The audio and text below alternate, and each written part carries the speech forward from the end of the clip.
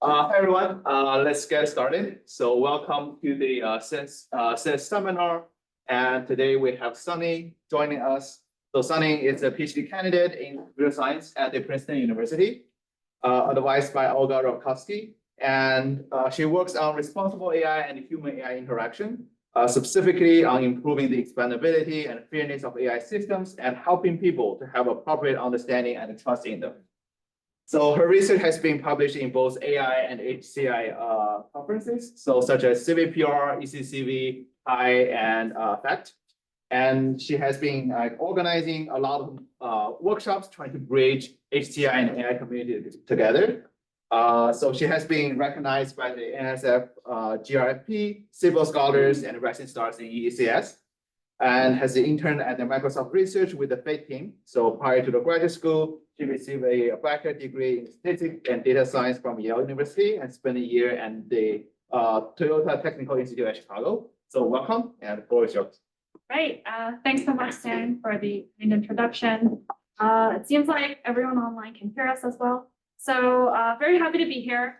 Today, I'm going to talk about advancing responsible AI with human-centered evaluation. And I want to start the talk with this image of what AI development typically looks like, which is people, mostly AI researchers and developers, sitting in front of computers, training and evaluating their models.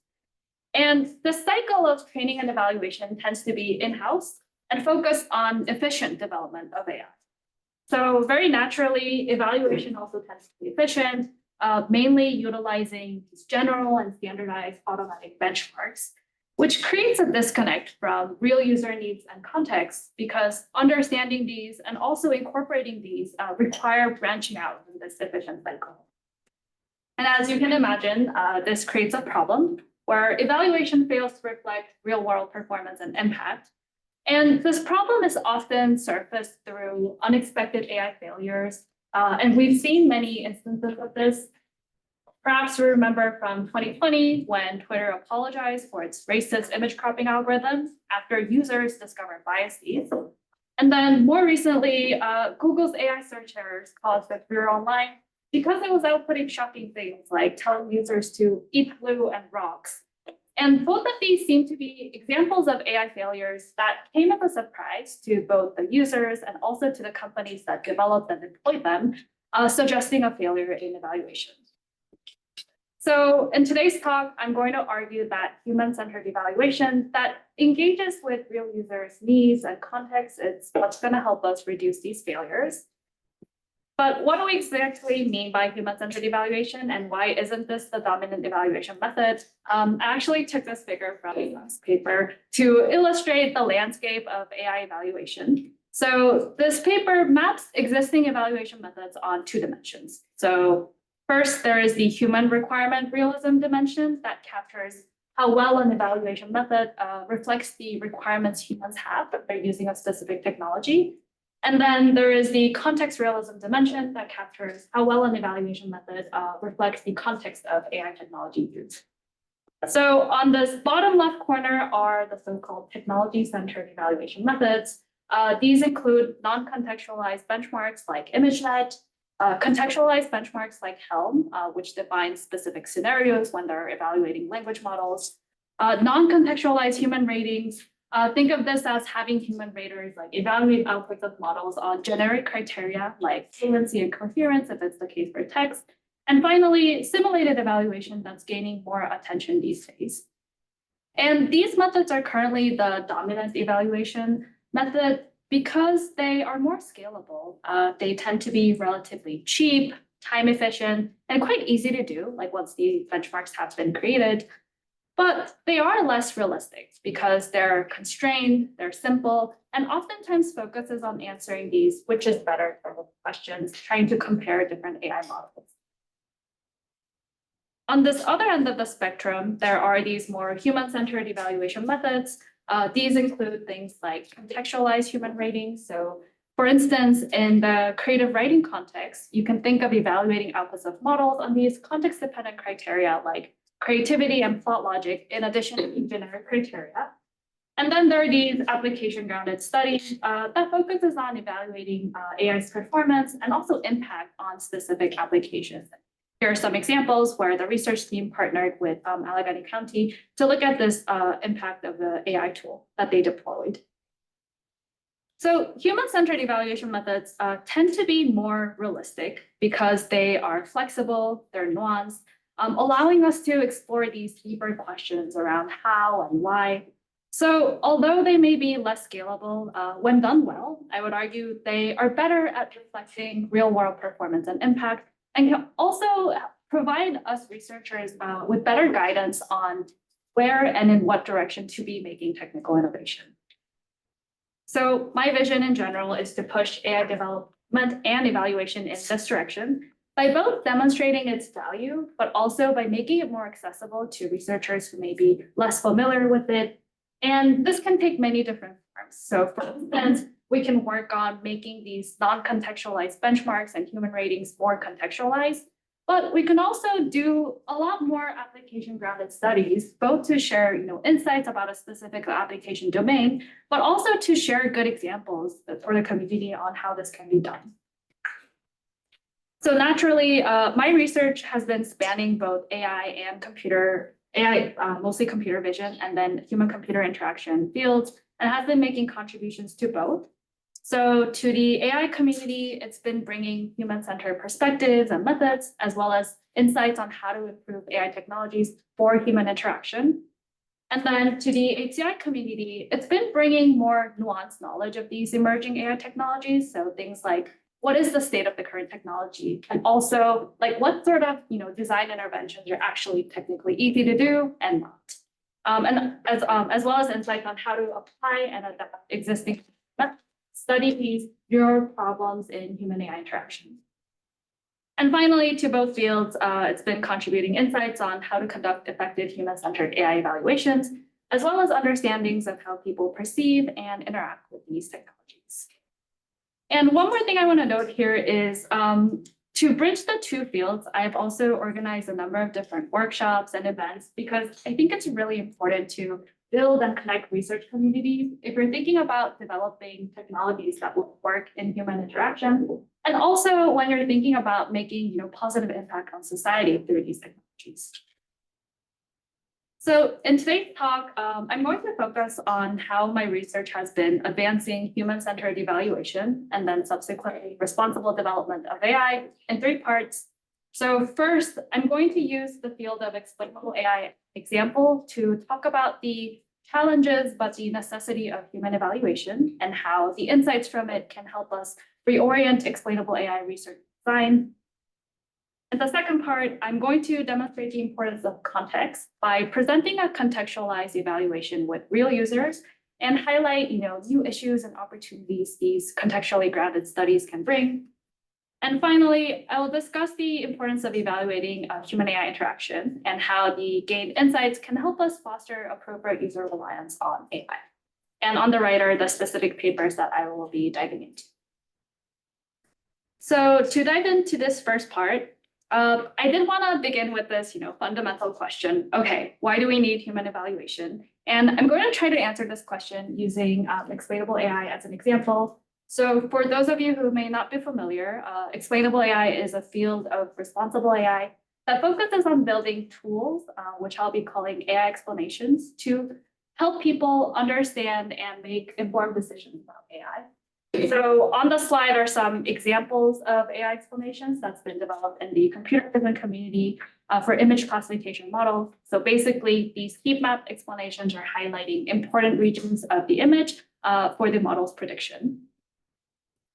And what's really interesting about this field is, so all of these AI explanations, these tools are developed to support human understanding and decision-making, right? But when you think about evaluation, they're actually evaluated mostly using automatic evaluation metrics that focuses on capturing specific technical properties like, the heat map explanation's ability to localize the object of interest. Or when they are evaluated with humans, they tend to be subjective evaluations based on the explanation's visual appeal. And because of this, we actually don't have answers to this question, are AI explanations actually useful to humans? And this gap in knowledge is quite concerning because there have been studies in psychology and HCI on different forms of explanations. that, explanations are found compelling even when they're flawed and meaningless. Then you may have this natural question, right? Why haven't there been evaluations of AI explanations' usefulness? I posit it's because of, several different challenges, right?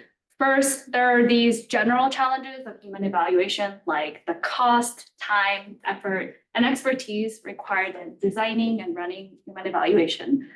But also, there are these unique challenges when evaluating AI explanations' usefulness, which I'll now dive into one by one. So starting with this first challenge, defining usefulness is challenging because usefulness can mean different things in different contexts. So in this context of explainable AI, we actually drew from the AI-assisted decision-making literature to define it as one that enables humans to distinguish between correct and incorrect AI predictions. And to measure this, we designed an evaluation task called the distinction task that provides human participants with multiple, specifically 4 AI predictions and associated explanations, and asks the human participants to select the class that they think is correct. And then as a comparison, we also had a task called the agreement task that is more similar to prior work's subjective evaluation because it shows only one AI prediction and an explanation and asks the participant whether they think the AI prediction is correct. And the good thing about these evaluation tasks is that it also helped us address this second challenge regarding the diversity of explanation techniques. So as you can see from the slide, there are many different techniques in the field. They produce different looking explanations. They have different properties, which means that evaluation typically happens within type with specific set of evaluation criteria. So I have some examples of different automatic evaluation metrics that have been used for different techniques. But now, since we're evaluating, all these methods on one task, one common task, we can actually do cross-technique comparison and, have answers to, okay, which explanation technique is actually going to be the most useful to humans in specific contexts.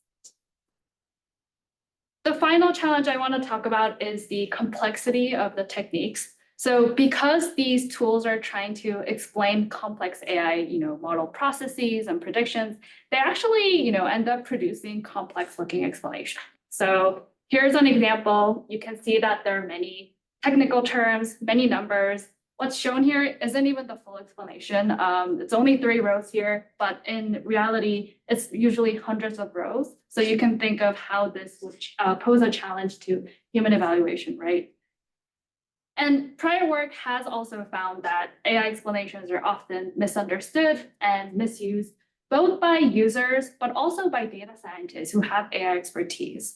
So in this work, we try to address this challenge by first simplifying the explanations. We try to remove all the technical terms and the numbers if we didn't think they were needed. But also, we spent a lot of time creating introduction materials that walk participants through on how they should be interpreting these explanations when they're trying to use them for decision making.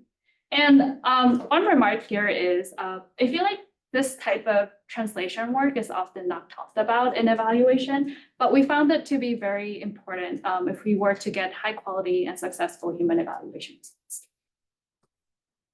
So here is a quick summary of how we address the different challenges of evaluating AI explanations usefulness.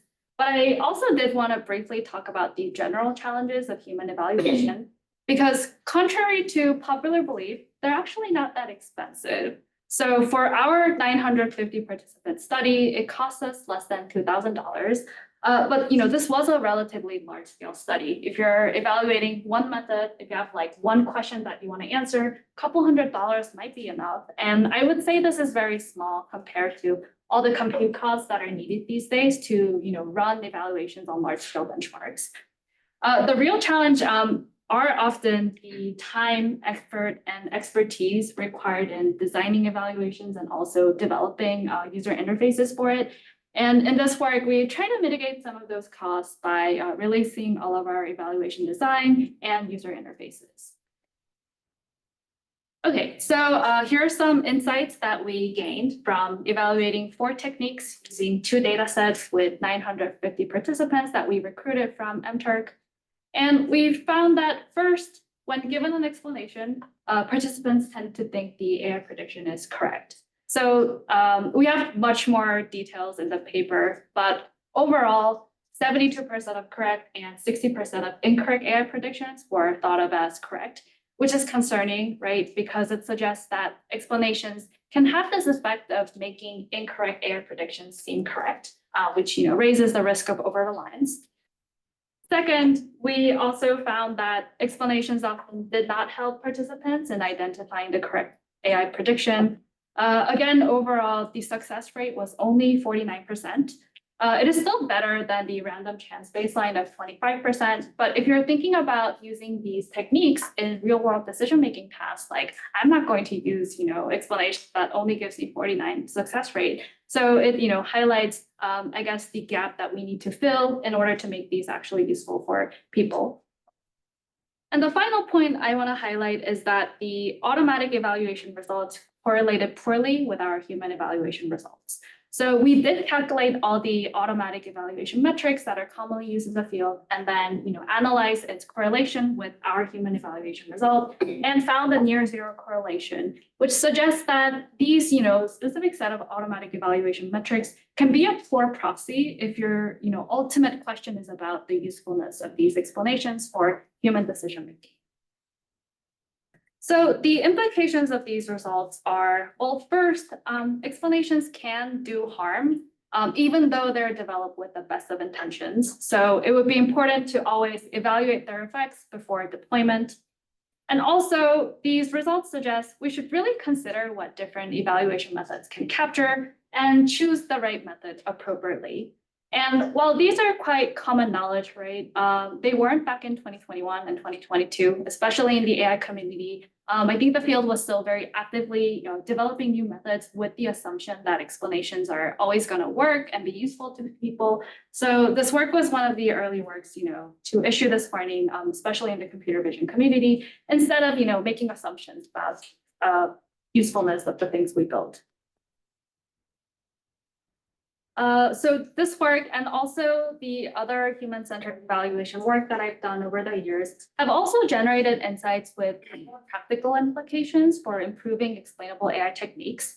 So for example, in one study, we actually found that explainable by design, like prototype-based methods that were designed to see and reason like humans actually made visual similarity judgments that are misaligned with humans, inspiring research on improving visual alignment of these techniques. And then in another set of studies, we also looked at how much information humans can really handle and found that existing explanations are just way too complex. Like, for instance, concept-based explanations that look like this tend to have hundreds and maybe even thousands of concepts in some cases. But in our user studies, we found that humans really just don't want to look at explanations beyond 32 concepts and had trouble digesting it, let alone use it for effective decision making, inspiring new explainable AI techniques that are more concise and aware of human capabilities. So in this part, I showed you that automatic evaluation can be a bad proxy for human evaluation, and also that responsible AI efforts like explainable AI may backfire and have unintended negative effects, even though they were, done with the best of intentions. So I think both of these insights really highlight the necessity of human evaluation. Any questions so far on this part? Yes. Okay, so the explanations thing is really interesting, right? So I think what you're saying is you give an explanation and then it doesn't actually really matter if the thing is correct. The humans sort of just take the explanation as an indication that the AI was correct. Even if, I guess what I'm asking is did those explanations contain a logical error, or is there something wrong with them, or any pattern at all? That's a difficult question to answer because these were, well, okay, so I guess what I'll say is these were outputs from state-of-the-art techniques. They had limited utility in helping humans make better decisions. It might be because they were systematically flawed in some way. It may not. I think that would depend on the specific underlying technique. But I think our results kind of, like are consistent with that general thread of knowledge that we have on explanations, which is they are likely to make, something more convincing, even when they're not. To answer your question, kind of, yes, no. Yeah, I mean, I think, Oh, but on that, I do have a remark, which is there has been series of works, especially in the machine learning community, that has pointed out like systematic flaws in explanations as well.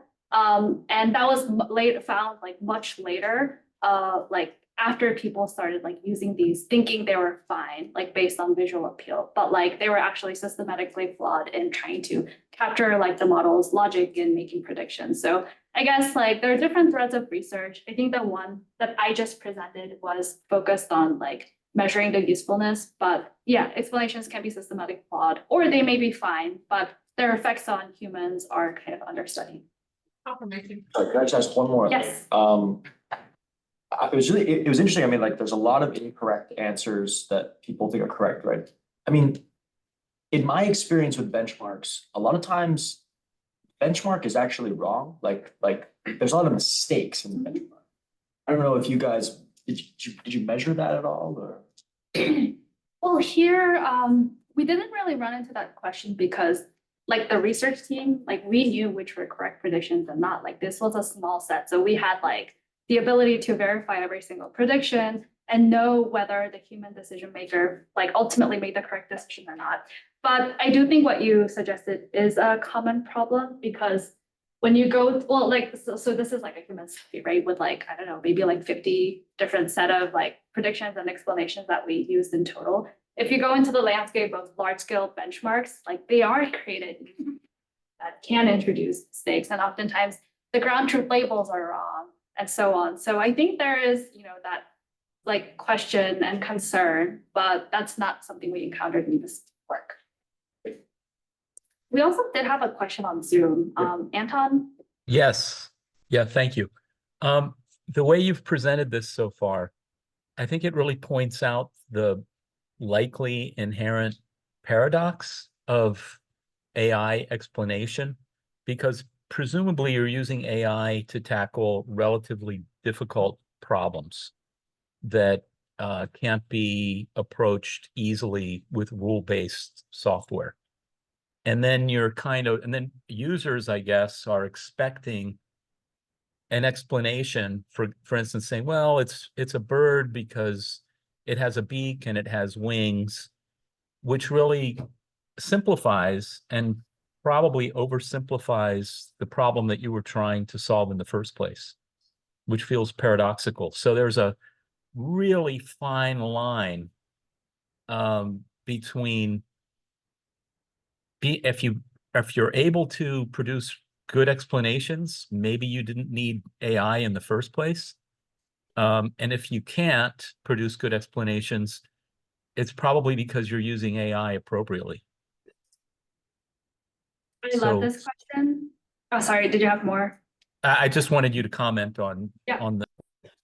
I love this question because I think it tackles 2 points. One is you're totally right that the explanations like we get for incorrect predictions or in domains where AI is like struggling in the first place are oftentimes much lower quality than explanations you get on like domains where AI is already good and making correct predictions.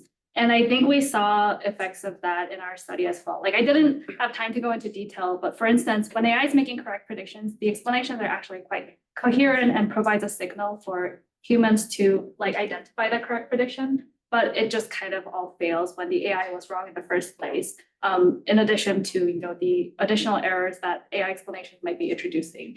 And I think the paradox also connects to like the domain in which we're like creating AI explanations or deploying AI systems in general, right? Because in this study, we intentionally removed like past information. So people like prior knowledge of birds didn't interfere with what we're trying to capture. But I guess what you're pointing out would hold in a lot of different contexts. Because for instance, if it's a task that humans are already good at, then maybe we just don't need AI.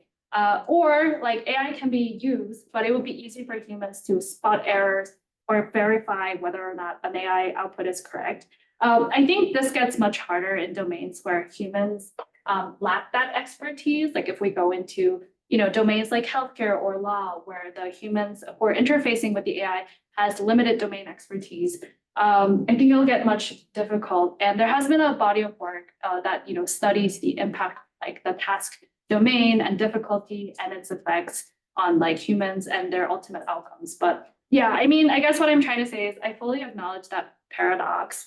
I think this work was more like the first step in trying to like even like identify that problem and kind of urge the community to like think about it instead of keep developing new methods with that assumption that, these will help humans, but it's definitely a paradox. And I think it'll also come up in later parts of my topic. Yeah. Excellent. Thank you.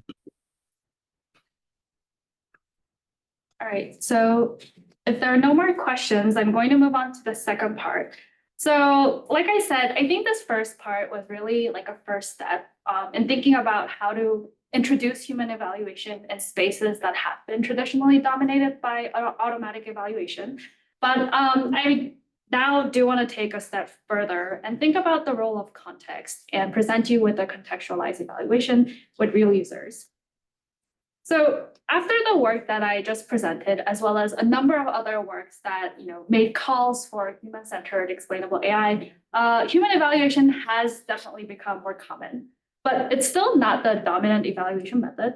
It's still automatic evaluation, or when human evaluation is conducted, it tends to be short experiments with crowd workers who are considering hypothetical AI use, just like in the study I showed you.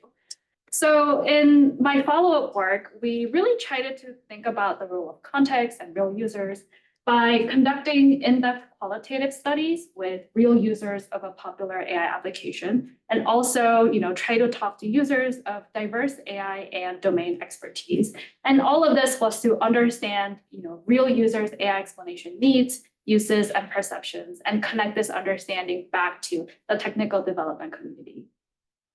So our research setting was the Merlin app for bird identification. For those of you who don't know, it is this fun, free mobile phone app where you can take pictures or do audio recordings of birds, upload it to the app, and then it'll tell you what bird species it is. It only gives you the species name and not like an explanation of how the system arrived at the bird species. But we chose it because it is a real-world AI application that's really popular, which means it enabled us to talk to users of varying levels of domain and AI expertise. But there was another reason we chose the app, which is, so bird identification is this domain with significant AI and explainable AI research. Thanks to the CUP dataset, which is this large-scale data set of bird images and bird part annotations, a significant proportion of explainable AI techniques are actually developed and evaluated in the context of bird identification. And this was great for our study because it meant that we can use these techniques to create realistic-looking mock-up explanations for the Merlin context, and also gather feedback from real users and communicate it back to the explainable AI community that's actively developing new techniques in this domain. So very briefly on the methods, we recruited Merlin users of diverse AI and birding expertise using various Slack workspaces, online birding communities, and also Twitter, because people love posting what birds that they identified. And this meant that our study sample included novice birders to bird researchers, and also non-AI experts to AI researchers and developers. Then with each participant, we conducted hour-long studies on Zoom. These included open-ended interview questions, a short survey, and an interactive feedback session on these mock-up explanations that we created by training our own bird classification model and then running state-of-the-art techniques. But we did make it clear during the study that these were mock-ups developed by the research team and not by the Merlin development team. And what this contextualized study with real users showed us were like these insights, on new issues and opportunities in the field. So on the left is what's typically assumed in the field by researchers. And then on the right are what we found in our study with real users. And as you can see, there are gaps between the two and also gaps between end users depending on their AI expertise. So for example, in the field, it's typically assumed that people want technical AI system details and technical explanations, like mechanistic explanations. We found this wasn't the case when we talked to users. In fact, people wanted just more practically useful information that can, help with their collaboration with the AI application, so they can better verify the AI outputs and achieve, the accurate outcomes. We also found that while explanations are typically developed for supporting understanding and trust calibration, we actually found a much broader set of uses of explanations, some of which seem to be context dependent. So for instance, novice birders expressed to us that they wanted to use these explanations to learn from the Merlin AI application, because this was a domain where the AI application actually had more domain expertise than novice birders, because this was an application that has been trained on like tens of thousands of bird images. And we thought this really, highlights an interesting new opportunity for explainable AI that hasn't been thought of much in the literature, which is helping, humans learn from the AI in domains where humans have less domain expertise. But finally, we also found gaps in explanation perceptions. Very quickly, state-of-the-art approaches that users and researchers with high AI expertise find satisfying were found dissatisfying by users with low AI expertise. And I want to briefly dig into one of the insights we had on a specific explanation type. It's called prototype-based explanations because, the explanation kind of have these little units called prototypes and tries to decompose the AI's prediction into these smaller parts. And we were able to collect a lot of interesting feedback on this type of explanation. So for instance, participants found them visual and intuitive and helpful for verifying AI outputs and learning bird identification. Why? Well, mostly because they really like the part-based form that resembles how humans reason and communicate explanations to other birders. And I would say, these are really qualitative insights that you cannot gain from automatic evaluation or even human evaluation with, crowd workers or simulated users. Participants also did find room for improvement. So they didn't like the clutteredness of this explanation and said, they're likely difficult to see on phone screens, which is something that, we as a research team didn't think about when we were creating these mock-ups. Participants also said some prototypes are ambiguous and uninteresting and don't look similar to the matched regions. And I think these insights really demonstrate the need and the benefit of user participation, because these were insights that are not, being actively considered in the technical community developing these new techniques. And the final thing I want to comment here is, then coming back to this discussion of connecting, technical research and real users, how technically easy or difficult is it to actually address these issues? We were able to provide insights on this as well because we were on interdisciplinary research team with both expertise in HCI, but also on the state of the explainable AI technology. So we knew that, this first issue regarding clutterness is actually very easy to resolve because it mainly involves just changing the presentation or the design of the explanation so that people don't experience information overload. But we knew that these second and the third issues are very difficult to address technically because they would involve fundamentally changing the underlying explainable AI technique and would require things like expert created data sets on what are interesting and informative prototypes and not, as well as a collection of human similarity judgments if you want to make the visual alignment between the model and the human better. And both of these are likely difficult to obtain. So this work is one of my personal favorites because I think it really connects technical research to real users and provide insights on where and in what directions we should be making innovation. It was also well appreciated in the community. So it received Best Paper Honorable Mention Award at CHI and was one of the top cited articles in 2023 and 2024. It was also highlighted by other researchers in the human-centered AI field. and invited for talks at a number of different AI conference workshops and events, which I really enjoyed doing because it was an opportunity to kind of like expose the AI community on these new types of like user study methodologies and the insights it could bring. And oftentimes I would get the feedback that, oh, like I didn't know like that was a thing you can like do in a research context and then communicate the findings back to like the technical methods development part. So I think I really enjoyed that process. All right, so before closing this part, I again have a recap of the key takeaways. So first, I really think explainable AI, but also AI research more generally needs more need finding and design work. If we were to build technical methods that actually work, in different contexts and satisfy user needs.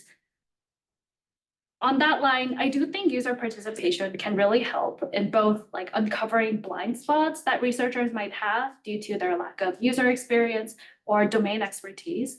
And I really was surprised during the studies because users were often pointing out these blind spots, but also providing a lot of great actionable recommendations on how these things could be fixed. So I think this could be one way of broadening participation and thinking about different forms of doing AI development so that we're more close to real users' needs and context.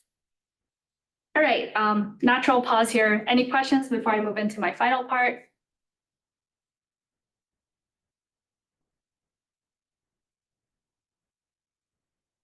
Okay, then I'm going to go into the final part. And this time, I'm going to focus on a different aspect of responsible AI, which is fostering appropriate user reliance, and talk about the importance of thinking about the overall interaction experience.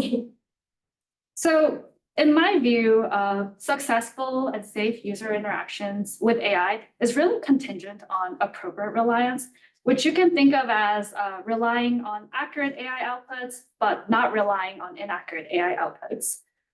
Under-reliance can lead users to ineffectively use AI and even miss out on the benefits that it could offer. But over-reliance can lead to low-quality interactions and even unsafe ones when people are using AI in high-stakes settings, such as in these examples, and bring harm to both themselves, but also to others who may be impacted by the decisions that is being made by the AI or by the human decision maker. And mitigating risks from inappropriate reliance on AI is also a priority in AI policy and governance. I have a few examples here. The EU AI Act urges to remain aware of the possible tendency of automatically relying or over-relying on the output produced by a high-risk AI system. And the NIST AI risk management framework specifically highlights this risk of over-reliance on the more recent generative AI systems, saying risk from confabulations may arise when users create false content, often due to the confident nature of the response, leading users to provoke false information. And you can naturally imagine how these risks can lead to disastrous outcomes, both at the individual user level, but also at the societal level, if you think about misinformation and such. So how can we foster appropriate reliance on AI?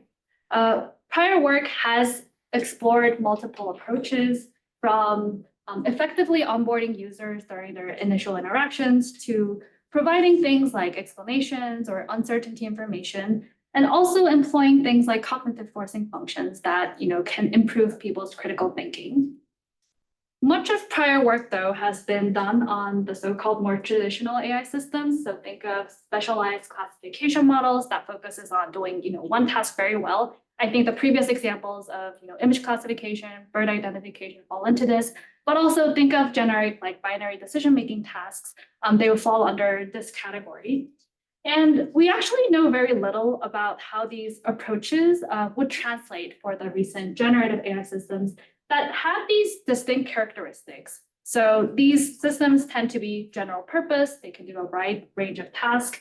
They tend to be natural language based, highly interactive, and also surrounded by public excitement, all of which could have an impact on users' reliance. And I think it could be very much the case that existing approaches translate seamlessly and have the same effects, or they may not. We just don't know, which is why I think we need these evaluation studies, and especially studies that look at the overall interaction experience of the users. So in this work, we decided to begin with a think aloud study to first identify like what shapes user reliance in the first place in the large language models context. And we chose this approach because qualitative studies are excellent at helping us identify what to evaluate for and why.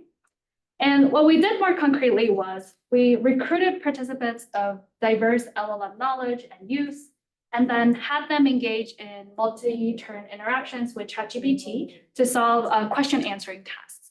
So these were questions with an objectively correct answer, including things like general domain factual questions, health and legal domain factual questions, and math question was one correct answer. And the task was basically finding the correct answer to this question.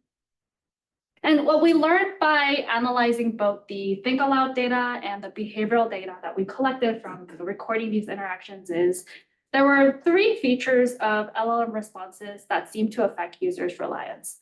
So these were LLM generated explanations of the answers, inconsistencies in the explanations. By inconsistencies, they mean like sets of statements that cannot be true at the same time. And finally, sources that people can click on and verify the information that they were provided. So after we identified these 3 features, we then designed a controlled experiment to isolate and study the effects of these individual features on user reliance and other aspects. Here, the study is still, focusing on participants solving question answering tasks. But this time, instead of engaging with multi-turn interactions with the live system, they had access to only one LLM response that was created in advance by the research team. And this is because we wanted full control over the content and the features of the responses for a clean experiment. So concretely, our experiment had a 2x2x2 within subjects design. So we varied the presence of explanation, presence of sources, and the correctness of the LLM answer. We did not manipulate the presence of inconsistencies, but still analyzed the effects by annotating whether LLM responses in our study stimuli contain these inconsistencies or not. So visually, this is kind of how the different versions of LLM responses look like. They are created using state-of-the-art applications like ChatGPT and Perplexity AI. And 2 things I want to note here. First, so these are explanations of the answers, and they're not necessarily explanations and not necessarily like faithful explanations of how the system arrived at this particular answer. We don't have knowledge of that. These are just raw outputs from ChatGPT. Although some participants kind of assumed that these were faithful explanations of how the system was producing an answer. The second point is the sources that we obtained from Perplexity AI tended to be accurate and relevant. So we did kind of verify all these source links that were provided and was surprised to find that these were all accurate and relevant in our study stimuli. So just keep that in mind when you're interpreting the results. All right, so drawing from prior work in HCI and psychology, we measured a lot of things and analyzed a lot of things. I'm not going to go into detail, but I'd love to talk about it if you're interested, because I feel like the challenging and the fun part of these studies is figuring out what to measure and how. But very briefly, like we were measuring reliance as the agreement between participants' final answer to the question and the LLM's answer. But we also track other things like whether or not the participant's final answer was accurate, how much time they were spending on the task, whether or not they were clicking sources when provided with them, as well as self-report variables like their confidence in the answer, evaluation of the LLM responses, justification quality and actionability, and finally, whether or not participants write a follow-up question that they would like to ask the LLM, because follow-up questions are often a proxy that's used in psychology to gauge people's satisfaction and remaining curiosities. So moving on to the results, first, we found that explanations tend to increase reliance, both appropriate reliance on correct responses and over-reliance on incorrect responses. So here I'm showing you participants' accuracy when they receive different types of LLM responses. So if you remember, the task was to determine the correct answer to a task question while having access to one LLM response. And I'm showing you accuracy because it can provide quick insights on whether or not participants' reliance on the LLM response was appropriate or not. So high accuracy when the LLM is correct would indicate appropriate reliance. Low accuracy when the LLM is incorrect would indicate over-reliance. And what you can see, if you compare participants' accuracy when they were not provided an explanation and an explanation, is that the effects were mixed, basically. So when the LLM was giving a correct answer, then explanations, actually improved accuracy. But when the LLM was incorrect, then it, reduced people's accuracy, citing, a mixed effect. One more thing that I found really interesting here is this tension between participants' subjective self-report ratings and appropriate reliance. So what we found is, so explanations had this effect of increasing people's confidence in their own answers, as well as their evaluation of the LLM responses, justification quality, and actionability, even when the LLM's answer is incorrect. And I think this is really interesting given the way most language models are trained and fine-tuned these days, which is based on human feedback data, right? That mostly gauges at their level of satisfaction, preference, ratings of helpfulness. And we posit that optimizing LLMs for these subjective self-report ratings may exacerbate over-reliance. And really raises a question, whether LLMs should be explaining their answers all the time as a default behavior. Perhaps they shouldn't if there is, reason to believe the LLM might underperform in a specific task domain, or when there is a high uncertainty in the correctness of the answer. Okay, but on a more optimistic note, we did find that sources can help foster appropriate reliance. So same plot here, but if you compare participants' accuracy when they were not provided sources and when they were provided sources, sources always had a positive effect, improving people's accuracy. But again, these were accurate and relevant sources. So we think what happened was when participants did make the effort to go check the information by clicking on the sources, they likely arrived at the correct answers. But what's interesting here is there has been prior work that has found that sources provided by LLMs and LLM-infused applitions like search engines may provide inaccurate, irrelevant, and fake sources, really highlighting the need for future work that investigates the effects of source quality in addition to presence, which is what we did in our study. But if we expect sources to be accurate and relevant, providing them always seems to be a good idea. But also, in general, making fact-checking easy seems to be a good idea by showing excerpts or maybe direct quotes from the sources so that it could save participants the effort of individually verifying the different facts that they're being presented. The final result was that we found inconsistencies in explanation to help reduce over-reliance induced by explanation. So here I'm showing you participants' accuracy when they receive different types of incorrect LLM responses. I only have a plot for incorrect LLM responses because inconsistencies actually never occurred when the LLM was correct in our study stimuli. And what you see here is participants' accuracy is lowest when this incorrect explanation was consistent, but participants' accuracy was highest when the explanation exhibited inconsistency. And I thought this was really interesting because it kind of shows an unexpected positive effect of inconsistencies, which is something that's not usually thought of as desirable, right? You wouldn't be training your language models to be producing inconsistent pieces of text. But in the meanwhile, while the system gets better, I do think helping users detect and reason about these inconsistencies and other cues might be a good design intervention to help foster appropriate reliance.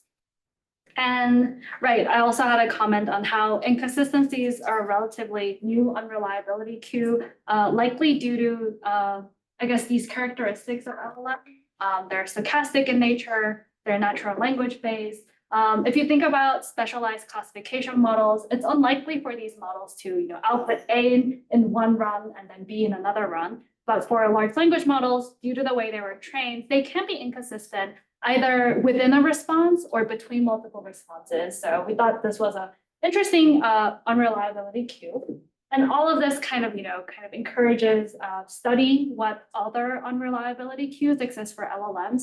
because we might be able to leverage them actually for encouraging appropriate reliance. And one, like concrete idea we had was for the case of inconsistencies, we can use mechanisms like highlighting to draw people's attention to it and help them notice and reason about these cues. All right. So given the widespread adoption and impact of large language models and these applications, I think it's really important to evaluate the effects of different behaviors and portrayals on user perceptions and behaviors. And I really think there is no shortage of things to evaluate in this place. So in this work, we were looking at the effects of LLMs providing explanations, sources, and being inconsistent. But in another work, we looked at the effects of LLMs expressing uncertainty in natural language, either using or not using personal pronouns, and all of this had an effect. I've also looked at how different portrayals of LLMs have an effect of what mental capacities people attribute to them. So it really matters whether you're portraying LLMs as machines versus tools versus social companions.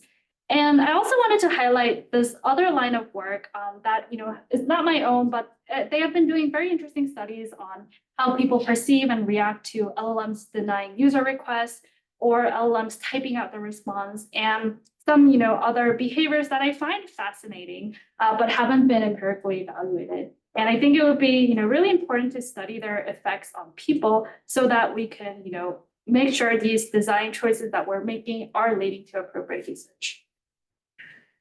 All right, so this line of work has been cited and highlighted in several news, online publications, and reports. And I'm personally really interested in continuing this line of work because I think these empirical studies can have the power to, guide decisions around AI in a more grounded manner than based on researchers and developed gut intuition.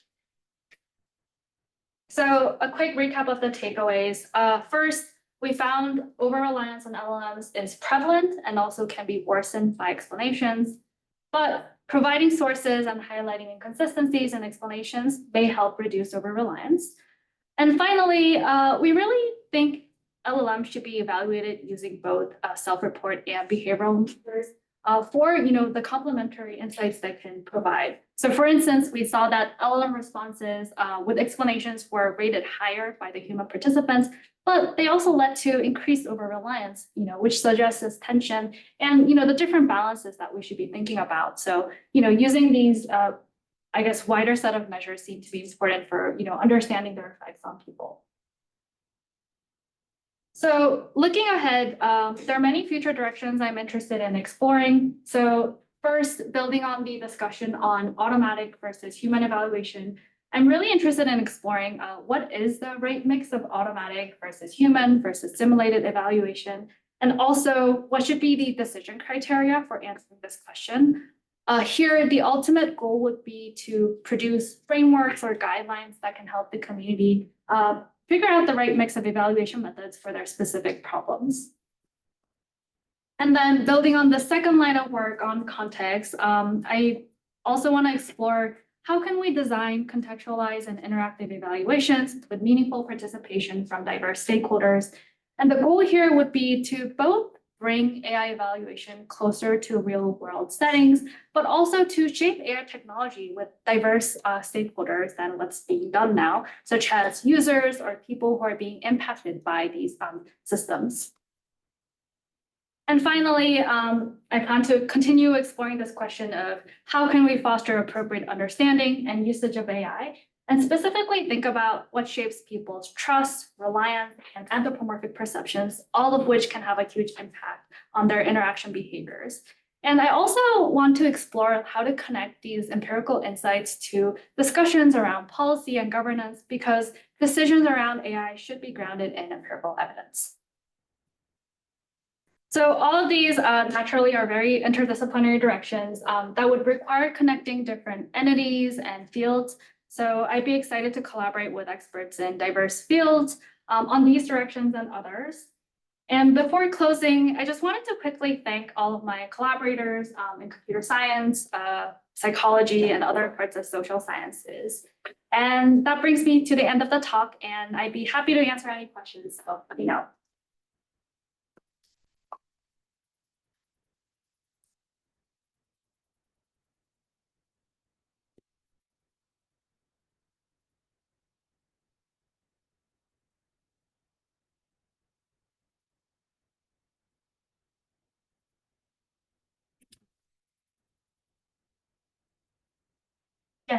So I have a question. So fascinating talk. Thanks. So the question I have is, so in the last session about this evaluation of human AI interaction, so there is a lot of like explanation was kind of grounded in this single turn interaction. So you provide this kind of results and the model like along with this kind of explanation source document. So how do you imagine this like multi-turn interaction would come in play? Yeah. I don't have a good answer, to be honest, because I think I'm having trouble like thinking about how to design a clean experiment in multi-turn settings because so many variables then can be at play, right? Like in some interactions, like the LLM might be consistently providing correct answers. In other interactions, it might flip-flop this answer. So I'm not sure how that would exactly look like in terms of study design.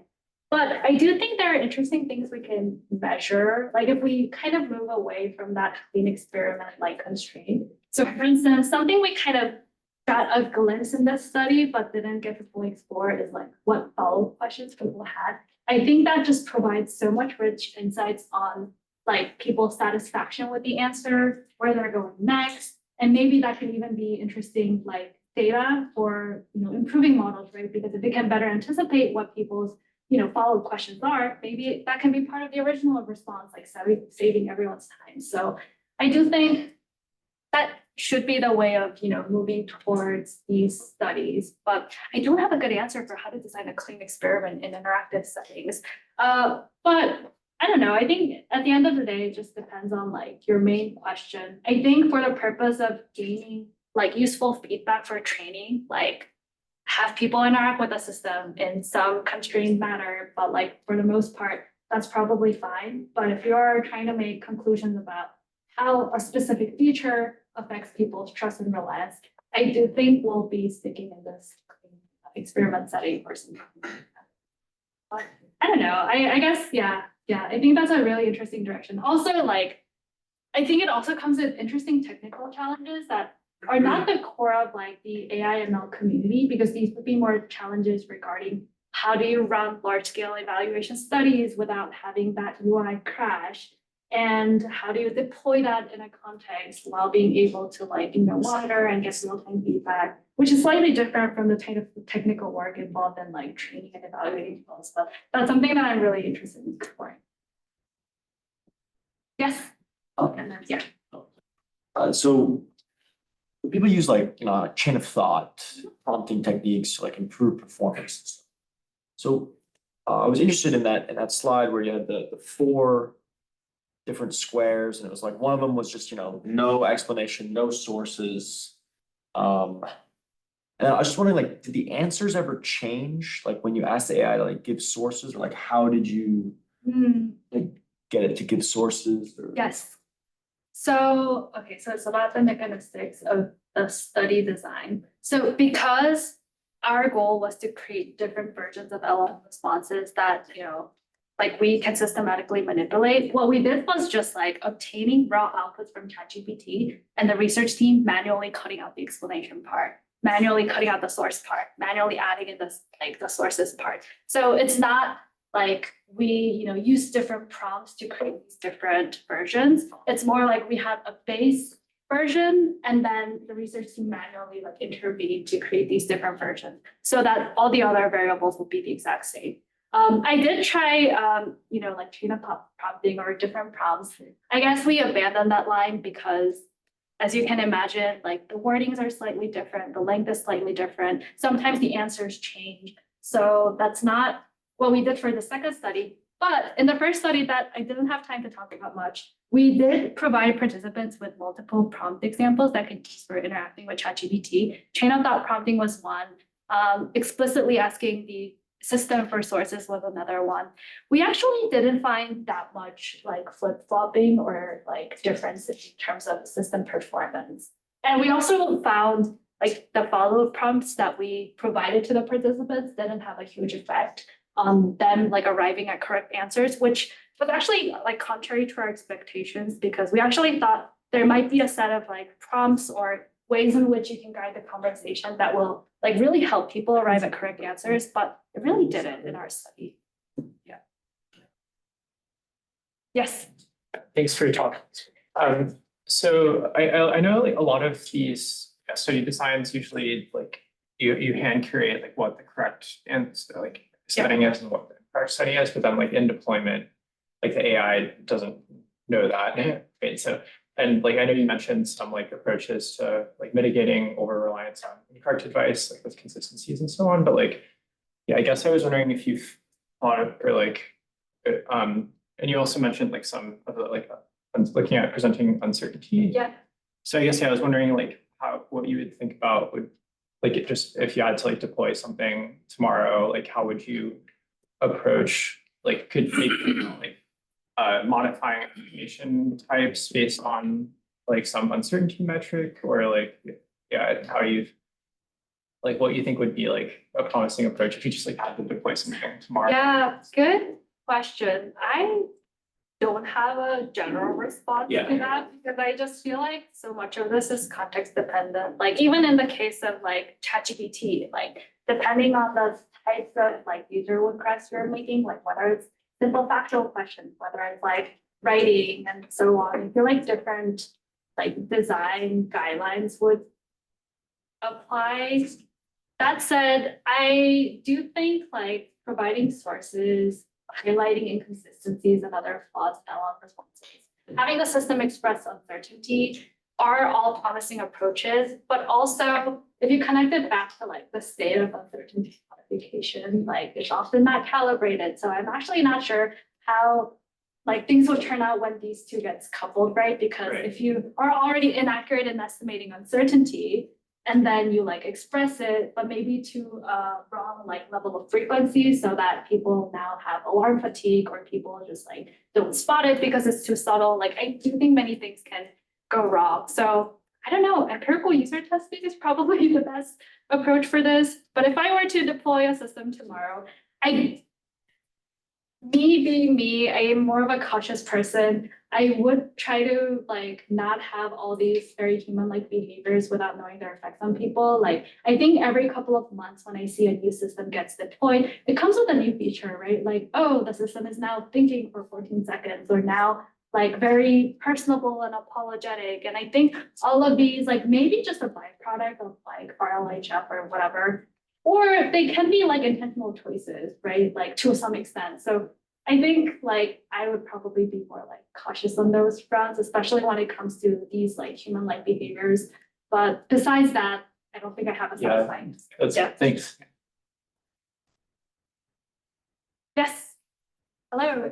But I just think great presentation. I think so when you said uncertainty and explanations being uncertain, I just think it would be interesting to see how the follow from the user would be after giving that uncertain explanation, because from the user's perspective, the goal is to arrive at an answer, to get that answer from the LLM. So I think you'll sort of keep trying to probe the LLM till they actually get a confident looking perfect, like one sentence answer that they can extract. So I think I just wanted to know if you had explored any of anything along these lines of multi-turn conversations after giving uncertain explanations. I have not, but I think what you're suggesting is like right? And what I would expect as well, which is like if the system expresses uncertainty, like what we found in our like previous work is, well, it makes people more cautious. They check sources more, spend more time like analyzing the response, which does help with over-reliance, like mitigating over-reliance, but it also decreases people's trust in the system. So like a lot of things are at like tension, right? Like if you're a company thinking about maximizing the number of users, like that might not be an approach you take. And users might also like abandon the system if it's like always uncertain and like not giving me the answer that I want, or like making me do all of the work of doing verification. So I don't know. I do think like it would be really interesting to figure out a way to study how like these specific like features, whether it's uncertainty expression or providing sources or explanations, like affect their immediate interactions, either in one conversation setting, or maybe if you're designing like multi-part studies, then how does the system's behavior in phase one like affect people's behaviors in phase two, or like even longer term ones. But I don't know, it seems very exciting, but also super messy, especially given how fast the technology is changing and also how fast people's like perceptions and familiarity is changing. So I don't know, but I think those are like very interesting questions, like from a science of measurement perspective, yeah. But one thing, just a quick remark here is, like, I've been doing like these series of studies, and I always like to collect like people's general attitudes and familiarity with these technologies, and they are shifting. I find it so fascinating. Like, it's never the core of like my research projects, so it kind of like doesn't get into like a main message, but I just find it fascinating how like the shifting like familiarity and use experience is happening and how that's like shaping, all the other things like reliance and trust and so on. Yeah, that was more of just like a remark. Yeah. Yes. Hi, great talk. So I wonder how you would imagine like deploying AI in like a real world setting, but in like a high risk sectors, for example, healthcare. Like even though we can make AI as like more accurate and then more responsible, but at the end of the day, we like the AI or the human will still make the mistakes. And like how do you think this responsibility goes into like the AI or the person that uses the AI? Do you have like more details about the context you're talking about? Because I think like when I think of AI in healthcare, like it can take many different forms, right? Like it could be assisting the person with like a preliminary diagnosis, or it could be just helping with like a summarization task that's not directly connected to diagnosis and other like decision making. So I feel like depending on like how AI is being deployed and used, like the shift of like responsibility or accountability would happen. But yeah, is there a specific context you're So like it's more in the diagnosis Okay. phase where like the AI gives like a diagnosis, but also gives the explanation and the doctor can decide if they want to trust the AI or not. And then if the doctor made a decision based on the AI and is wrong, and then it had like a huge like really severe consequences to the patient, like who would be responsible in this case? I would say it's probably the doctors, assuming that the patients are coming in expecting like doctors' domain expertise to be shaping their like diagnosis, right? Maybe I could play a part and be a tool, but I guess in the current like state of the system, like when I'm a patient walking in, I don't know if the doctor is using AI or not, but like I think the final like judgment and the responsibility would fall on the doctors. But I guess it also going back to the like, I don't know, earlier parts of the discussion, it would depend on the context. Like, for instance, if I'm just using an AI tool to quickly get, like status of my like health condition, like there, the responsibility might be on the AI or even on the user. Or if I'm under a system where the system like rerouted me to like use to like a conversational AI tool to get a diagnosis instead of me like seeing a doctor directly, I think some parts of responsibility might go there. Like I guess what I'm trying to say is I feel like this is a really complex question that would really depend on like what AI, how it's deployed, what people's expectations and like, agreements are like when they're walking into that setting. Thank you. Yes, we did have one more question. Can I take it? Yeah. Yes, Ricky. Hi, so I was at a bioethics talk 2 days ago where this question came up, and the number one answer was it's the developer's problem, and the number two answer was it's the hospital's problem. So just like a funny counterpoint to this framing from a couple days ago.